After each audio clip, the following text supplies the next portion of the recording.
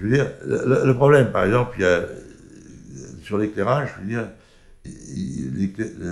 les changements qu'il peut y avoir, ils viennent surtout de la sensibilité de la pellicule. Alors pour l'instant, le numérique, il est loin d'être à la hauteur de l'argentique, parce que dès qu'on augmente la sensibilité sur le numérique, je veux dire, on fait rentrer du bruit sur l'image.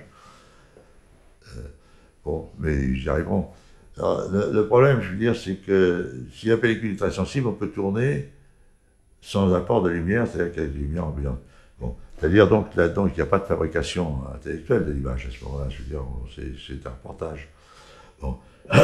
Par contre, si on a des scènes qui sont longues, étant donné que la lumière varie, bon, ça m'arrive, par exemple, ça m'est déjà arrivé dans des endroits qui étaient difficiles à éclairer, de dire avec le metteur en scène, bon, c'est une scène qui n'est pas très longue, on peut la faire avec la lumière du jour à condition de ne pas perdre de temps, de manière à utiliser des trucs, bon, par exemple des scènes dans des couloirs ou des choses comme ça.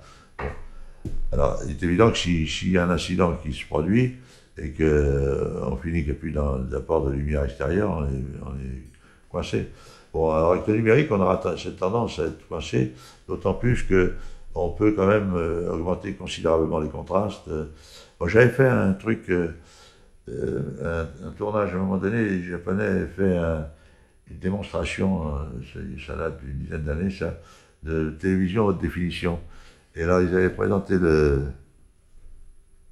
chaque procédé dans différents pays européens. C'était le Sony Broadcast de Londres qui gérait cette affaire-là.